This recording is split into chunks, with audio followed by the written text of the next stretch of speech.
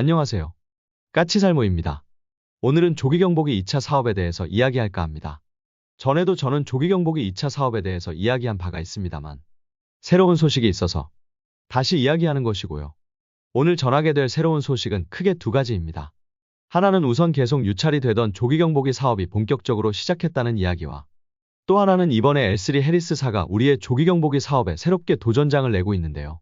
이 회사에서 상당히 흥미로운 제안을 가지고 나왔기 때문에 L3 해리스의 새로운 제안이 어떤 건지를 살펴보기 위해서입니다. 우선 조기경보기 사업이 계속 유찰이 되었다는 건 아마 다른 곳에서도 들어본 분들이 많을 건데요. 조기경보기 사업은 지금까지 총 2번 유찰되었고요. 이번이 3차 입찰입니다. 그럼 왜 2번 유찰되었느냐 하면은요. 조기경보기 사업에는 총 3개 회사가 도전을 하고 있습니다. 하나는 여러분도 잘 알고 있는 미국 보잉의 E7A. 이 기체는 여러분도 알겠지만 지금 우리나라에서 운용하고 있는 조기경보기인 2737 피스-I의 개량 버전으로 미 공군에서도 도입한다는 기종입니다. 그리고 또 하나는 스웨덴 사브사의 글로벌 I라는 기종으로 이 기종은 우리의 조기경보기 1차 사업 때도 도전했다가 탈락한 기종이죠. 그리고 세 번째는 좀 복잡한 기종인데요. 원래는 이스라엘의 엘타사와 IAI사가 우리의 조기경보기 사업에 도전하려 했지만 하지 않고 이번에 새롭게 미국의 L3 해리스사와 협력해서 비즈니스 여객기에 엘타사의 레이더를 달아서 제안하고 있습니다. 그래서 새롭게 우리의 조기경보기 사업에 뛰어든 L3 해리스가 어떤 제안을 하고 있는지도 살펴볼까 합니다.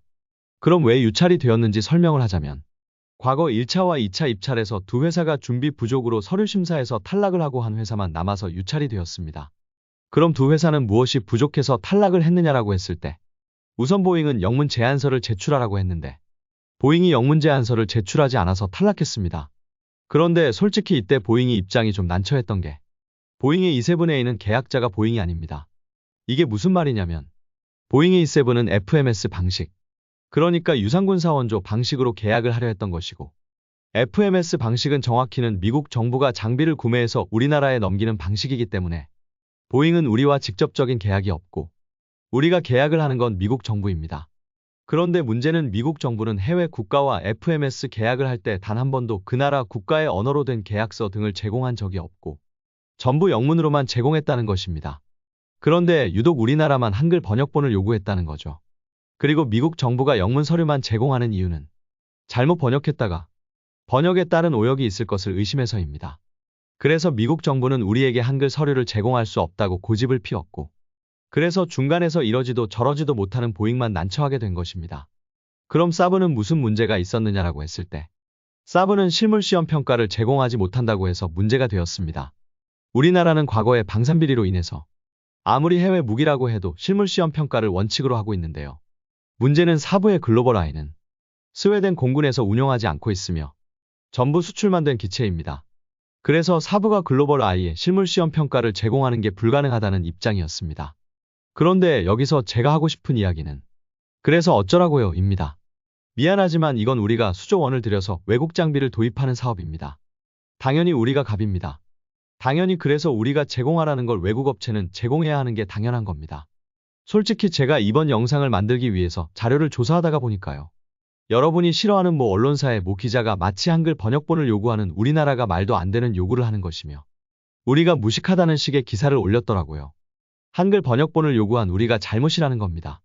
그런데 어쩝니까? 이번에 보잉은 우리에게 한글 번역본을 제공했습니다. 당연히 서류상 계약 주체인 미국 정부는 한글 번역본을 제공하지 않았습니다. 그리고 그건 우리도 이해를 했고요. 다만 그렇다고 해도 보잉은 비공식적인 자체적인 번역본을 제공할 수 있었고 그건 우리도 용인한 것으로 알고 있습니다. 그런데 보잉은 그걸 지금까지 미국 정부에 핑계를 대면서 제공하지 않았던 것이고 이번에 어쩔 수 없이 제공을 했습니다. 분명히 말하지만 이 사업은 우리가 갑이에요. 우리가 수조 원의 돈을 들여서 조기경보기를 도입하는 사업이라는 말입니다. 결론은 비공식 번역본은 충분히 제공할 수 있었는데 그조차도 거부한 보잉의 잘못이라는 게 드러난 거지 않습니까? 그리고 사브는 스웨덴에서 글로벌 I를 운용하고 있지 않아서 실물시험 평가를 제공할 수 없다는 말이 사실일까요? 이것도 사실이 아닙니다. 왜냐하면 스웨덴군에서 글로벌 I를 운용하지 않는 건 사실인데요. 지금 사브는 UAE에 판매하고 있는 글로벌 I를 만들고 있습니다. 최근 기사를 보니까 사브가 4번째 글로벌 I를 UAE에 넘겼다는 기사가 뜨더군요. 그런데 사브가 UAE에 공급하기로 한 글로벌 I는 5대입니다. 결론은 앞으로 5번째 글로벌 I가 사브의 공장에서 만들어진다는 뜻이고 실물 평가는 그 기체로 하면 될 일입니다. 그리고 이 정도는 당연히 UAE도 양해를 해줄 수 있는 일이고요. 그러니 사부의 주장도 말이 안 되는 이유입니다. 그래서 사부도 이번에는 실물 시험 평가를 제공하기로 했습니다. 다시 한번 물어볼까요? 우리 정부에서 말도 안 되는 요구를 하고 있다고 주장했던 분들. 정말 우리 정부가 말도 안 되는 요구를 한 거라고 보세요. 그리고 그 결과 지난 4월 27일에 있었던 3차 입찰 공고에는 모든 회사가 우리가 요구하는 서류를 전부 제출했고, 그래서 3개 회사가 다 1차 서류 평가를 드디어 통과했습니다. 그리고 그래서 드디어 2번의 유찰 끝에 3번째 사업은 정상적으로 진행되게 되었고, 그리고 알려진 바에 따르면 이번 연말까지 기종을 결정할 거라고 합니다. 그러나 이번 사건으로 인해서 저는 정말 많은 씁쓸함을 느꼈습니다. 다른 나라는 자국 언어로 된 서류를 요구하지 않는데 우리만 한글로 된 서류를 요구한 건 우리 군인들이 무식하고 우리가 멍청한 거라고 표현하는 속칭 우리나라의 한국 기자를 보고 그 사람은 대체 어느 나라 사람인가 하는 생각이 강하게 들었습니다. 아무튼 그래서 이제 진짜 우리의 조기경보기 사업이 시작되었고, 그래서 이 3개 회사가 경쟁하게 되었지만요. 솔직히 3개 회사가 경쟁을 한다고 하고 있지만 당연히 조기경보기 2차 사업은 보잉의 E7이 될 가능성이 가장 높습니다. 이번 2차 사업을 하게 된 이유도 어찌 보면 보잉의 E7 때문입니다. 원래 우리나라는 2011년경에 보잉으로부터 2737 피스I 4대를 도입했고, 그 당시 4대를 도입하는데 총 2조 563억을 사용했습니다. 그래서 2차 사업에서는 처음에 2대만을 도입하기로 하고 2대 도입의 물가 상승을 고려해서 1조 5,993억을 책정했죠. 그런데 보잉이 2대에 2조 3,052억이라는 너무 비싼 가격을 요구하면서 우리나라는 급하게 조기경보기의 국산화를 논의하게 됩니다. 이건 많은 분들이 아는 사실인데요. 문제는 우리가 국산화를 논의하는 과정 중에 미 공군에서 2737을 바탕으로 하는 E7을 도입한다는 소식이 들려온 겁니다. 그렇지 않아도 기존에 이미 도입한 2737이 갈수록 운용유지비가 올라가고 있었는데요. 만일 우리가 미국 정부와 함께 FMS로 E7을 도입하고 거기다가 기존에 우리가 보유하고 있던 2737 피스아이도 E7으로 개량을 하게 되면 앞으로 E7의 수리에 들어가는 수리 부품도 FMS로 구매할 수 있고, 그런 보잉이 더 이상 바가지를 씌울 수 없기 때문에 우리 방사청은 국내 개발을 과감하게 포기하고 조기경보기 2차 사업을 다시 추진하게 됩니다. 한마디로 이 사업은 시작부터가 E7을 FMS로 도입하기 위해서 하는 사업이었기 때문에 E7이 2차 사업에 선정될 가능성이 압도적으로 높습니다. 그러나 지금 보잉의 E7에는 한 가지 문제가 있습니다. 결론은 우리나라가 올해까지 기종을 결정하려는 이유는 미국 정부가 올해까지 보잉과의 E7에 대한 가격 협상을 끝내고 정식 도입을 결정할 거라고 해서 우리도 올해까지 기종 결정을 끝내고 미국 정부의 E7 1차 생산분에 우리의 물량을 태우기 위해서입니다. 그런데 현재 보잉과 미국 정부 간의 가격 협상이 난항을 겪고 있다고 합니다. 어떤 문제가 있냐고 하면 보잉은 지금 T7 훈련기 등의 개발 지연으로 막대한 손해를 보고 있는데요.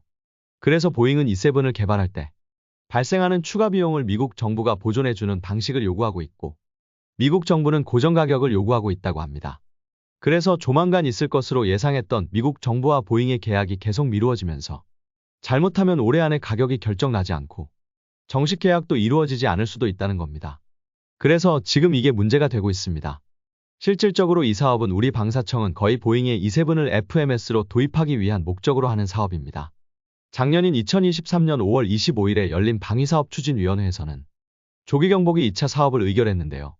이 당시 3조 900억 원의 예산을 들여서 2031년까지 조기경보기 4대를 도입하기로 의결했는데요. 3조 900억이라는 예산도 보잉이 4대의 E7을 도입하기 위해서는 최소한 이 정도는 있어야 한다고 해서 그리 예산을 짠 거라고 합니다. 한마디로 이 사업은 처음부터 끝까지 E7만을 도입하기 위해서 추진한 사업이고, 우리 방사청은 다른 기종은 생각도 하지 않고 있습니다. 그러나 여러분도 잘 아시겠지만 사브사에서 정말 여러 가지 파격적 조건을 내걸면서 글로벌 I를 우리나라에 제안하고 있다는 사실은 아실 겁니다. 우리와 같이 개량형을 만들어서 제3국에 진출하자거나 아니면 조기경보기의 기술을 전부 넘겨주겠다는 등의 제안을 하고 있다는 건 여러분도 익히 들어서 아실 겁니다. 그럼 L3 해리스사는 어떤 제안을 하고 있을까요? 그게 뭐냐면요, 전자전기 관련입니다. 우선 L3 해리스사도 사브와 비슷한 제안을 하고 있습니다. 당장 우리가 도입하는 4대의 전자전기 중에서 2대는 미국에서 만들지만 나머지 2대는 국내에서 대한항공이 만들면서 대한항공의 조기경보기 기술을 넘기겠다고 하고 있고요. 레이더도 우리나라 국내에서 우리나라 회사인 에이스 안테나라는 회사를 통해서 조립 생산하면서 레이더 기술도 넘기겠다고 하고 있습니다. 그런데 L3 해리스사가 다른 회사와 다른 게 바로 전자전기 관련입니다. 지금 우리나라의 조기경보기 사업에는 3개 회사가 도전하고 있고, 그 중에 하나는 보잉이고, 보잉의 E7은 보잉의 여객기인 B737을 기반으로 하고 있습니다. 그런데 나머지 두 회사는 똑같은 기종을 기반으로 하고 있습니다. 그건 캐나다의 봄바디어의 글로벌 6500이라는 기종입니다. L3 해리스사도 이스라엘 레이더를 글로벌 6500에 달아준다고 하고 있고, 사브도 원래는 글로벌 I는 지금 UAE에 판매하고 있는 기종은 글로벌 6000을 사용 중입니다. 그런데 우리나라에는 글로벌 6500에 글로벌 I를 탑재해서 제공하겠다고 하고 있습니다. 왜 그럴까요? 물론 이 기종이 기존에 많이 사용하던 글로벌 6000에서 개량된 기종이고, 기체 내부도 좀 더 확대된 기체라서도 있지만요. 왜냐하면 이 기종이 바로 우리 공군이 우리나라 전자전기로 원하는 기종이기 때문입니다. 현재 우리나라는 원격 지원 전자전기라는 전자전기 개발 사업을 추진 중인데요. 지금은 업체와 공군 간에 전자전기로 개조할 기종을 가지고 서로 대립하고 있는 것으로 알고 있습니다.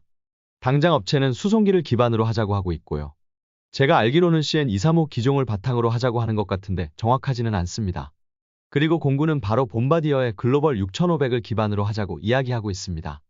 그 이유는 업체는 기체 내부가 넉넉한 수송기를 기반으로 해야지만이 이제 막 우리가 개발하고 있는 전자전 장비를 탑재하기 편해서입니다. 요즘 최근에 KF-21로 전자전기를 만들 거라는 유튜버들이 좀 있던데요. 저는 그 소리를 듣고 좀 어이가 없었습니다.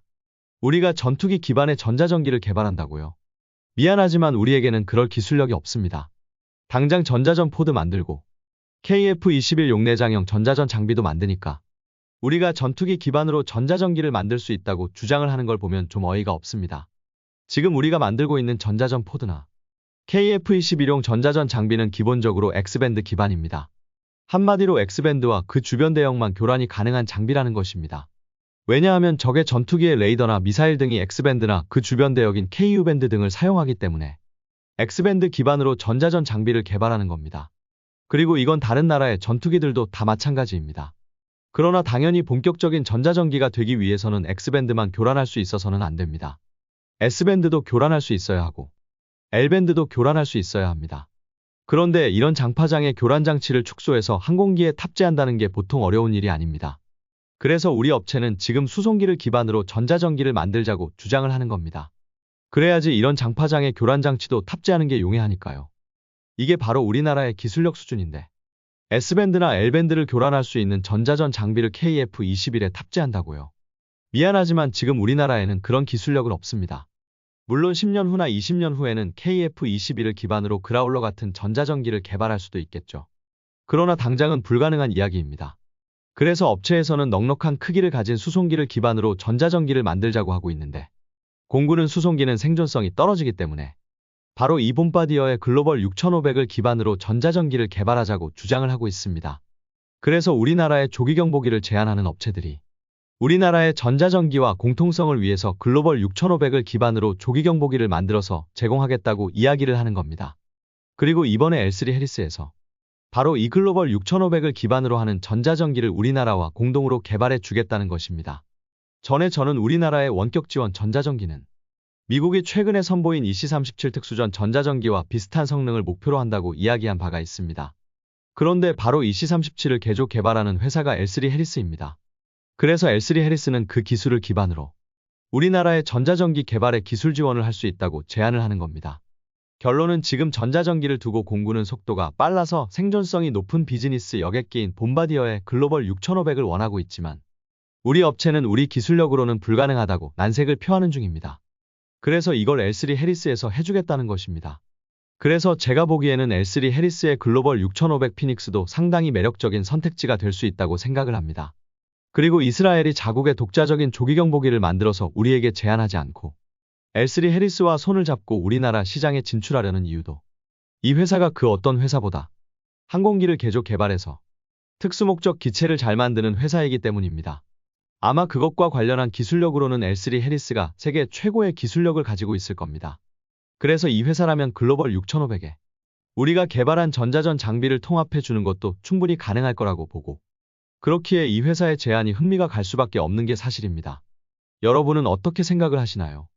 분명한 건 여전히 그래도 보잉의 E7이 가장 강력한 후보라는 건 부정할 수 없는 사실입니다. 그러나 나머지 두 회사, 특히 이번에 우리의 조기경보기 사업에 새롭게 도전하는 L3 해리스의 제안도 상당히 흥미롭고 관심이 가는 건 사실이라고 봅니다. 그래서 여러분은 이 세 개 회사 중에서 어떤 회사의 조기경보기가 선택되어야 한다고 생각을 하시나요? 이상 영상 봐주셔서 감사합니다.